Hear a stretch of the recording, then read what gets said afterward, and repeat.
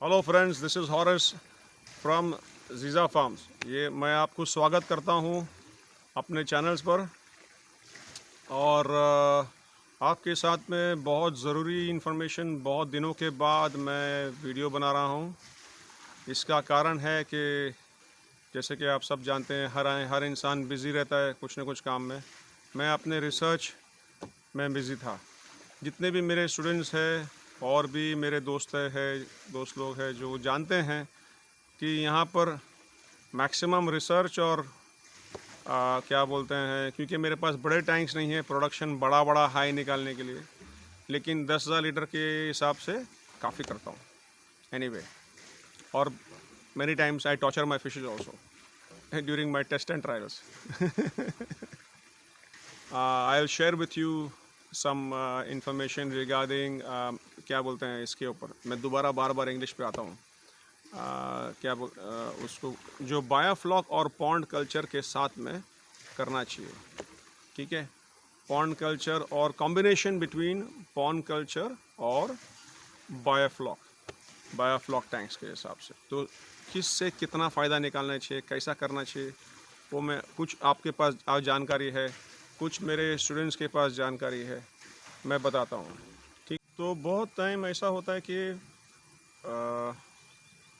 जब हम लोग फार्मिंग करते हैं तो हम लोग सिर्फ बायोफ्लॉक करते हैं और उसको हम लोग कॉम्बिनेशन में यूज़ नहीं करते हैं मैनी टाइम्स पॉन्ड के साथ में।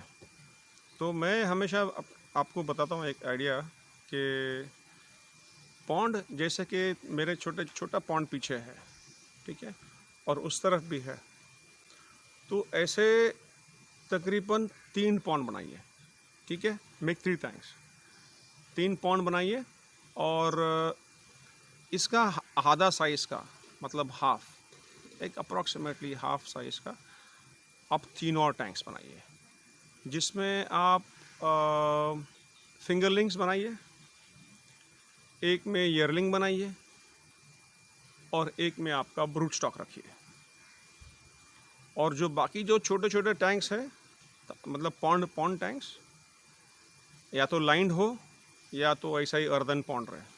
डिपेंड करता है आपका ज़मीन कितना पानी खींचता है, नहीं खींचता है, कितना सोक एब्जॉर्ब करता है या फिर एब्जॉर्ब नहीं करता है। मैं जहाँ पे हूँ ये बहुत ही बढ़िया जगह है जहाँ पे पानी एब्जॉर्ब नहीं करता है, ठीक है, और ज़मीन एब्जॉर्ब नहीं करता है, तो इसमें तारपुलिन लगाने की ज़रूरत नहीं मेरे को। और मेरे पास जो है मेरे कंपाउंड के साइड में, जो वॉल कंपाउंड आपको पीछे दिख रहा है, उनके साइड में ये लोपे डैम का पानी बहता है। एक मिनी रिवर, एक छोटा सा वेरी स्मॉल रिवर, छोटा सा नदी मेरे कंपाउंड को लग के जाता है। तो ये 12 महीना मुझे पानी है, ठीक है, वो कोई दिक्कत नहीं है एनीवे। तो मैं बाहर से पानी लाता हूँ, पॉन्ड में डालता हूँ और वो टाइमर, ऑटोमेटिक टाइमर लगाया हुआ है, एनालॉग टाइमर, तो बस उसको ऑक्सीजन भी मिलता है और ये फ्रेश पानी भी मिलता है उन लोगों को। तालाब की बात कर रहा हूँ मैं, ओनली टैंक्स, माई पॉन्ड, ठीक है। तो मैं जैसे कि बोल रहा था कि ईयरलिंग रखिए, फिंगरलिंग रखिए, बनाइए। और स्पॉन जो है छोटा टैंक्स में, सीमेंट टैंक्स में ऐसा आप बना सकते हो, छोटे आप बना सकते हो, ठीक है। छोटे सीमेंट टैंक्स बनाइए जिसमें स्पॉनिंग और ब्रूडिंग वो सब कीजिए उसके अंदर। फिंगरलिंग में बहुत फ़ायदा है। फिंगरलिंग बनाओगे तो आप उसको बेच भी सकते हो, और मतलब और भी जो बायोफ्लॉक दोस्त कर रहे हैं या तालाब, बड़े तालाबों वाले, उनको बेच सकते हैं। ईयरलिंग जो है वो आपके लिए रखो, या फिर वो बेच भी सकते हैं अगर ज़्यादा हो तो हमको जो है बायोफ्लॉक में डालना है तो ईयरलिंग डालना है, ठीक है, दैट इज़ अल्टीमेट। अगर बड़ा बच्चा हो, ये साइज़ का अगर बच्चा हो, तो क्या बात है, उसका ग्रोथ, मतलब आपको ईयरलिंग में आपको सिर्फ मुश्किल से 2 या 3 महीना बायोफ्लॉक टैंक में पालना है आपको। अब कैसा करना है मैं बताता हूँ। एकदम मतलब बढ़िया सा। मैं हमेशा अपने स्टूडेंट्स को भी बताता हूँ, मैं अपने विद्यार्थियों को भी बताता हूँ, और अब भी बहुत दिनों के बाद ये आपसे भी शेयर करता हूँ। बहुत लोग जानते भी हैं, और जो नए बायोफ्लॉक करते हैं ये उनके लिए भी नॉलेज है, ये उनके लिए है। ठीक है, तो बेसिकली क्या है कि हम जब ब्रूडिंग करेंगे तो हमारे ब्रूडर्स तो रहेंगे। वो ज़बरदस्ती एक ही जगह से कलकत्ता से मंगाने का कोई ऑर्डर करने का मजबूर नहीं है आप। आपका फ्रेश बच्चा यहीं मिलेगा, आप प्रोड्यूस करोगे। उसके बाद जो है गवर्नमेंट का हैचरीज कितना है उसके ऊपर रिलाई करेंगे तो वो नैया डूब गई। ठीक है, वो सब स्कीम्स लाते हैं, ये करो वो करो ये करो, ये सब पेपर वर्क है। असलियत में भगवान जाने क्या होगा। ठीक है, उम्मीद करते हैं अच्छा होगा, लेकिन उसको ऑन ग्राउंड से इंफॉर्मेशन लिया नहीं गया है, और वो ऑन ग्राउंड पर कैसा होगा मुझे मालूम है। तो गवर्नमेंट हैचरी से हमको उम्मीद ज़्यादा नहीं है। ठीक है, तो हम खुद के ही ब्रीडिंग करें, खुद के लिए और बाकी दोस्तों के लिए जो खरीदेंगे। ठीक है ना, तो ये सबसे इम्पोर्टेंट चीज़ है। खुद का बीज बनाओ, खुद का बीज बनाओ, निर्भर खुद का स्ट्रेस पैर पे दम पे हम लोग बायोफ्लॉक करेंगे और मच्छी पालन करेंगे। ठीक है, मैं आपको टैंक डेवलपमेंट भी, अब मेरा नेक्स्ट वीडियो, मैं बहुत टाइम पहले भी एक वीडियो में कहा था दूसरे चैनल पर कि मैं आपको टैंक्स दिखाऊंगा। ठीक है, मैंने अभी तक उसको टैंक्स को बनाया नहीं गया, अभी तक बनाया नहीं, लेकिन ज़रूर उसको मैं आपको, क्योंकि अगर मैं बनाने के लिए वेट करूं तो मेरे लिए टाइम जाएगा, तो मैं आपको बताऊंगा on board, on a diagram on the board, black board पे बनाऊंगा और आपको दिखाऊंगा। Anyway, coming back to the topic से डिस्ट्रैक्ट हो गया है। Coming back to the topic of combination of using, तो फिंगरलिंग जो है, फिंगरलिंग मतलब आपका उंगली का साइज 3 इंच 4 इंच, इसको बोलते हैं फिंगरलिंग। ठीक है, फिंगरलिंग अलग होता है, ईयरलिंग अलग होता है। फिंगरलिंग का मतलब होता है कि भाई आपका जो है इतना साइज़ का हो गया तो आप उसको बायोफ्लॉक में डाल सकते हैं।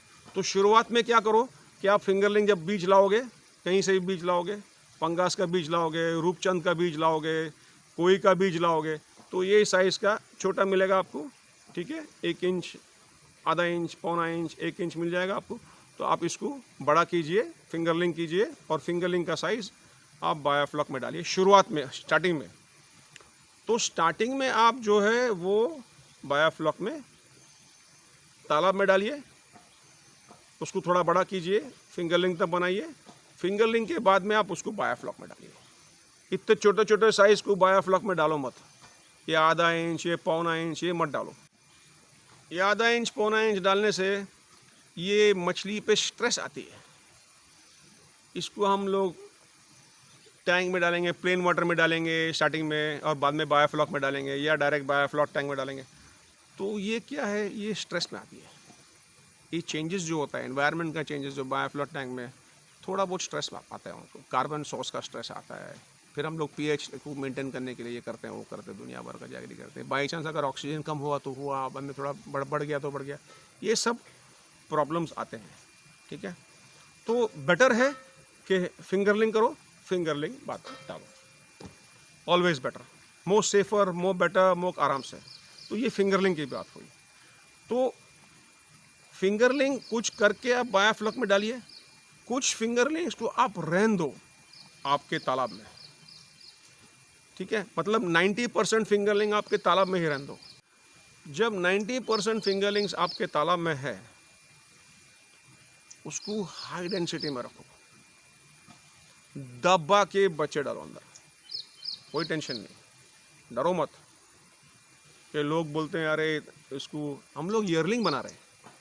ईयरलिंग जब बनता है उसका तरीका अलग होता है, उसमें खर्चा नहीं होता है, उसमें खर्चा नहीं, उसमें सिर्फ वाटर चेंज होता है।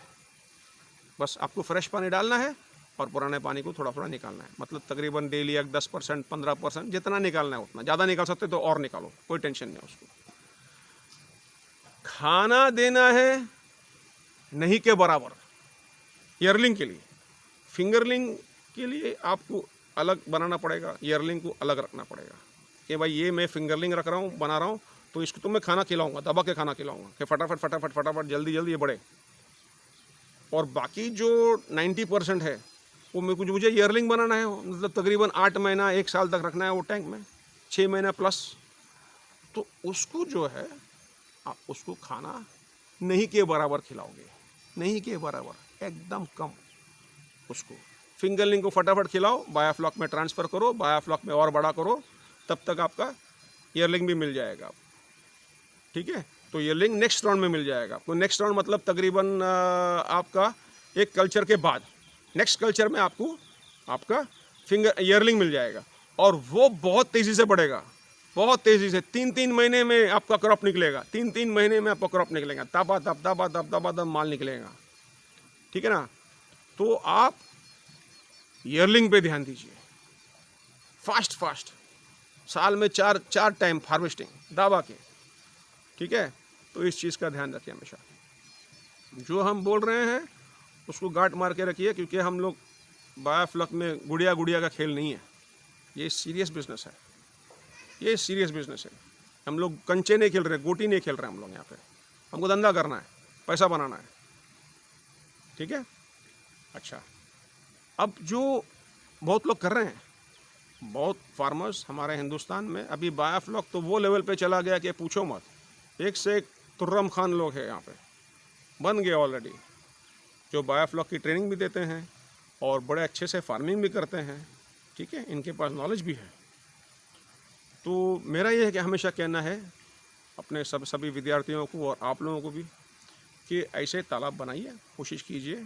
ठीक है, और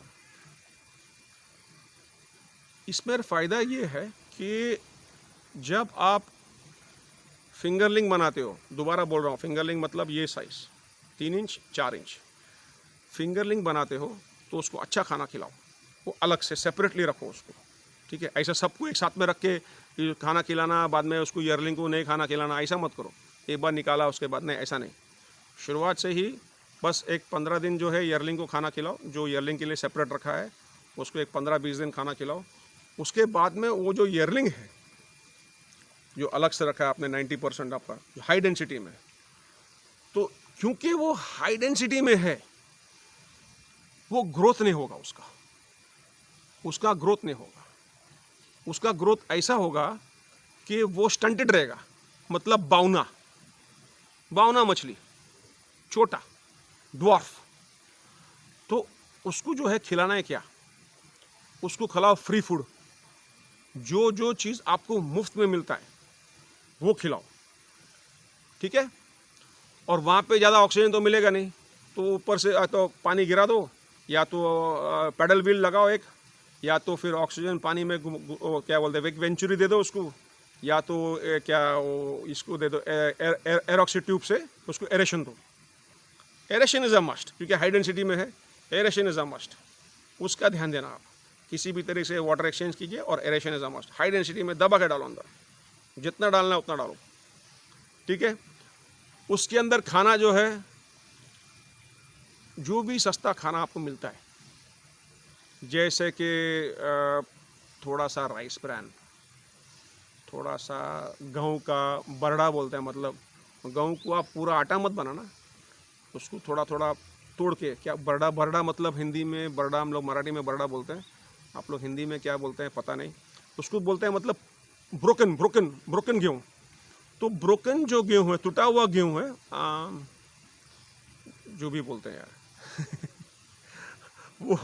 वो ब्रोकन गेहूँ है, वो छोटे छोटे पीस, उसको ग्राइंडर में, या फिर आपका बड़ा ग्राइंडर होगा या रेस्टोरेंट ग्राइंडर होगा, तो उसको बारीक कीजिए और उसको बारीक बारीक पीसेस कीजिए, उसको सड़ाइए 48 आवर्स तक हल्का पानी में सड़ाइए।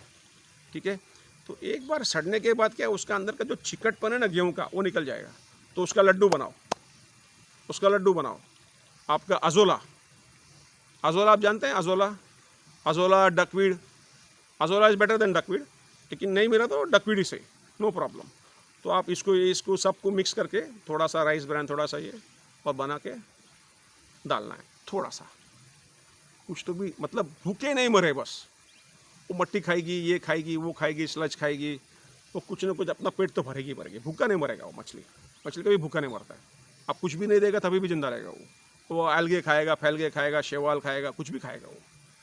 तो उसको ईयरलिंग बनाना है, क्योंकि ईयरलिंग में क्या होता है, जब वो मछली ये साइज़ का हो जाएगा, ईयरलिंग में हो जाएगा 8 महीना 9 महीने में ये साइज़ का हो जाएगा तकरीबन, क्योंकि खाना तो कम मिला उसको, बहुत कम। आपने क्या दिया, अच्छा पानी दिया और आपने उसको ऑक्सीजन दिया थोड़ा बहुत और उसको बनाया ये साइज़ का।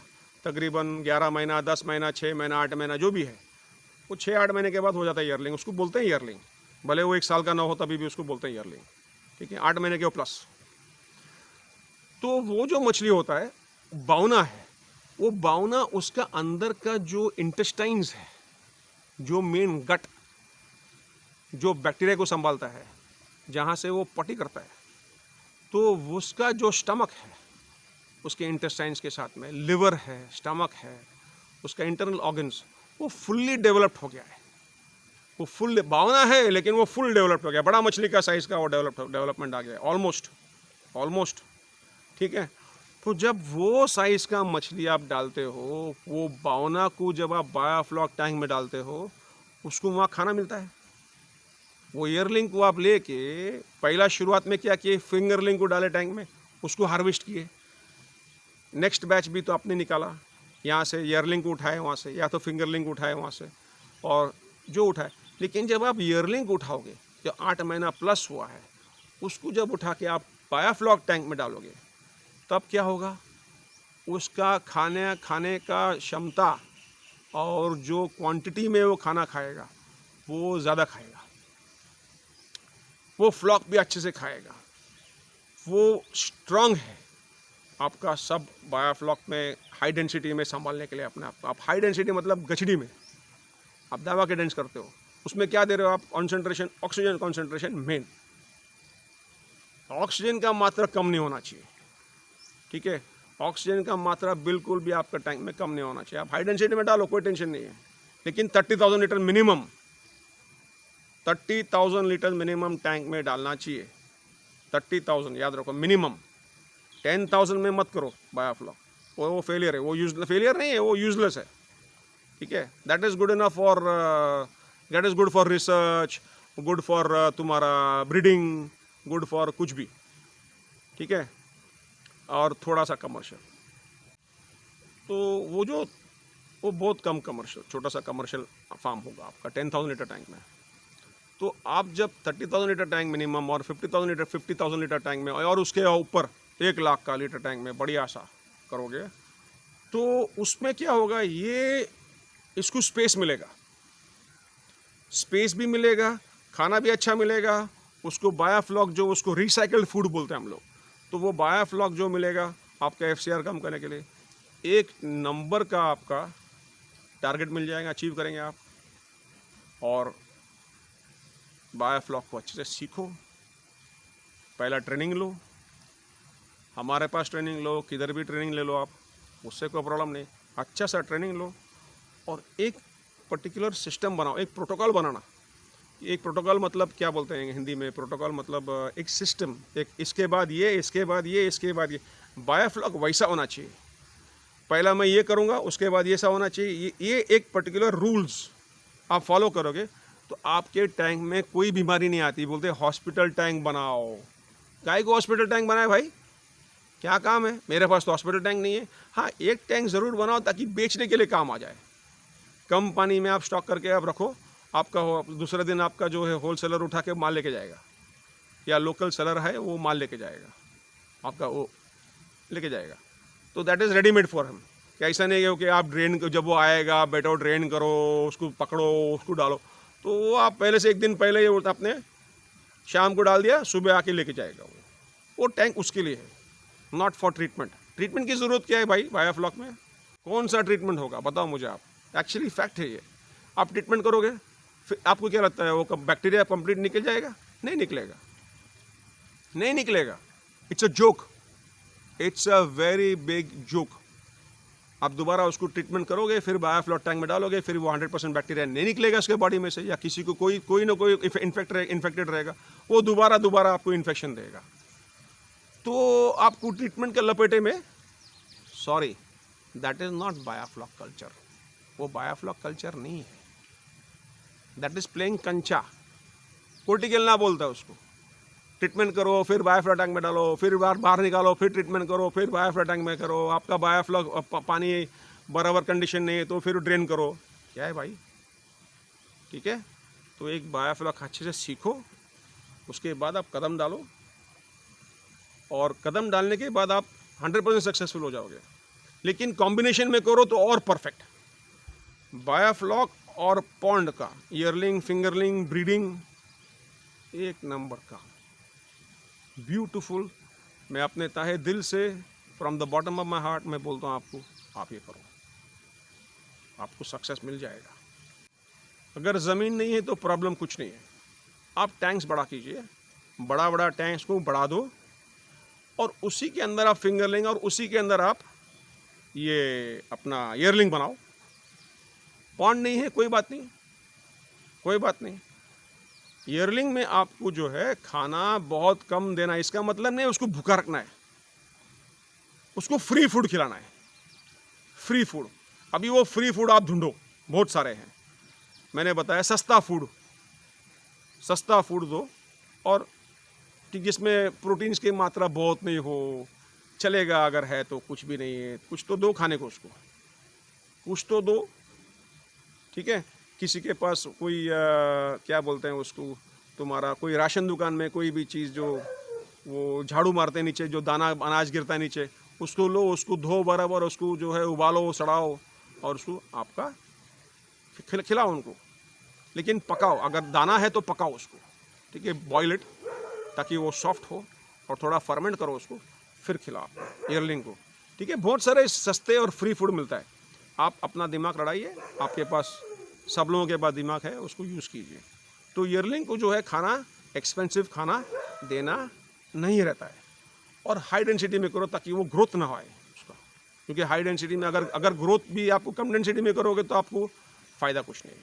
तो फिर ईयरलिंग मत करो। ईयरलिंग का मतलब होता है हाई डेंसिटी, ताकि आप उसको बेचो भी, उसको अपने बायोफ्लॉक टैंक्स में भी यूज़ करो। तो फिंगरलिंग आपका काम भी आ गया सेलिंग में, ईयरलिंग भी आपका सेलिंग में काम आ गया, बायोफ्लॉक भी आप सेल कर रहे हो। ठीक है, कॉम्बिनेशन ऑफ दिस। ठीक है, लेकिन प्लीज़ आप ये मत सोचो कि आप ये तिलापिया कर सकते हो। तिलापिया को आप ईयरलिंग नहीं कर सकते हो, प्लीज़ रिमेंबर दिस। क्योंकि तिलापिया बच्चा देगा। तिलापिया उसका जो 4 महीना, 5 महीना, 6 महीना, उसके बाद में उसका जो मोनोसेक्स का वो सीड, जो उसका जो बच्चा है, वो जो बड़ा होने के बाद में, थोड़ा बड़ा होने के बाद में, वो उसका इफ़ेक्ट, जो हार्मोन का इफ़ेक्ट है, वो ख़त्म हो जाएगा। तो वो तो बच्चा देना चालू करेगा। वो बच्चा देगा तो फिर आपका गया भाई इस पानी में। ठीक है, तो ये आपको याद रखना है। तिलापिया से आपको ईयरलिंग नहीं करना है, नहीं कर सकते हैं। आप दूसरा फिशेस कोई भी करो, कोई भी फिशेस को ईयरलिंग करो। ठीक है, देसी मांगुर ये हो, या ये आपका पंगास हो, या रूपचंदा हो, या कोई हो, या स्नेक हेड फिश हो, जिसको हम लोग म्यूरल बोलते हैं, मरल बोलते हैं मराठी में, उसको बोलते हैं डाकू, डोका। तो आप ये सब फिशेस कर सकते हैं। तिलापिया को ईयरलिंग करने की कोशिश नहीं करना। तिलापिया का ब्रीडिंग एकदम अलग सिस्टम है, लेकिन ईयरलिंग मत करना, ईयरलिंग तो होता ही नहीं। ठीक है ना, तो आप इस चीज़ पे ध्यान दीजिए। तो बाकी सब फिशेस पे कीजिए ईयरलिंग, और बहुत अच्छा होता है, और 100% सक्सेसफुल होएगा। तो इससे क्या होएगा, आप तिगना आपका फ़ायदा होगा। आप फिंगरलिंग बेचेंगे, आप ईयरलिंग बेचेंगे, आप बायोफ्लॉक में आपका हर 3 महीने में अगर जब वो यूज़ करेंगे ईयरलिंग को, आप ईयरलिंग जो बड़ा हो गया ईयरलिंग, क्योंकि ये 8 महीने में तो कुछ भी खा के तो बड़ा हो ही जाएगा वो। ठीक है, इतना तो बड़ा होगा ही होगा, 100 ग्राम 150 ग्राम तक जाएगा वो। तो वो जो है आप अपने बायोफ्लॉक टैंक में डालिए, 3 महीने के अंदर आपका किलो साइज डायरेक्ट 3 महीने के अंदर फटाक से डायरेक्ट शॉट। लेकिन वो बढ़िया होना चाहिए। ठीक है, ओके। तो खाली ये देखिए, और आपको मैं बताता हूँ कि मैंने कुछ नोट्स किए हैं यहाँ पे, याद भूलने के लिए नहीं। यस, इसमें क्या होता है कि आप ईयरलिंग करने के टाइम पे आपको सोचना है कि क्या क्या कर सकते हैं, मतलब कॉम्बिनेशन में। अगर 2 फिशेस करना है तो आपके पॉन्ड में 2 फिशेस डालिए। अगर 3 फिशेस का कॉम्बिनेशन बायोफ्लॉक में करना है तो 3 मछली डाल सकते हैं आप। डिपेंड करता है कौन सा लेयर में रहेगा या कौन सा साइज़ का बन जाएगा, तो वो हिसाब से आपको कॉम्बिनेशन में अभी आप कर सकते हैं आपका पॉन्ड में और बायोफ्लॉक में। लेकिन बायोफ्लॉक में एक टैंक में एक वैरायटी की मछली, ठीक है। आप 3 वैरायटी पालिए, 3 टैंक में रखिए, प्रॉब्लम नहीं है। सेलिंग के लिए इजी होता है। डिपेंड आपका जो है, आप किसको देते हो, होलसेलर को देते हो, बड़े होलसेलर को देते हो, या छोटा एरिया का जो होलसेलर होता है वो उनको सप्लाई करते हो। आपका सप्लायर कौन है, या आपका रिटेल में भी लोग आएंगे तो उनको भी वैराइटीज़ चाहिए, तो डिपेंड करता है आपका दिमाग कहाँ चलता है। लेकिन एक प्लान बनाइए, एक बढ़िया सा सॉलिड कंक्रीट प्लान, जिसमें आप कॉम्बिनेशंस में कैसा यूज़ करेंगे। और मेरा अगला वीडियोस बहुत जल्द आएगा, very fast, as far as what to give. Lot of things will come, many videos will follow now, okay. I want to share it to the full world, let all my research be given to the full world. बहुत सारे, लेकिन एक दो चीज़ हैं जो मैं नहीं बताऊंगा उससे मेरे लिए, ठीक है। I am sorry to say that, वो माफ़ी चाहता हूँ मैं। कुछ होता है अपने लिए, ठीक है। तो बाकी सब जितना भी नॉलेज है वो मैं शेयर करूँगा आपसे, पक्का, मेरा वादा है, ठीक है। तो God bless you, enjoy yourself. I hope this video was informative to जो नए कर रहे हैं बायोफ्लॉक के लिए, जो पुराना करते हैं उनको भी शायद नॉलेज तो रहेगा पक्का, सब all are updated, okay. But I will definitely bring videos that will surprise you, even the biofloc people, उनके लिए भी ये आश्चर्य होगा कि ये क्या सर ने बताया, ठीक है। मैं ज़रूर आपको अपडेट करूँगा how to do it beautifully, and specially my next video will come which will help shrimp farmers.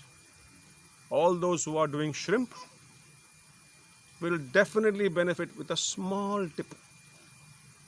That small tip will give you fast growth, pakka.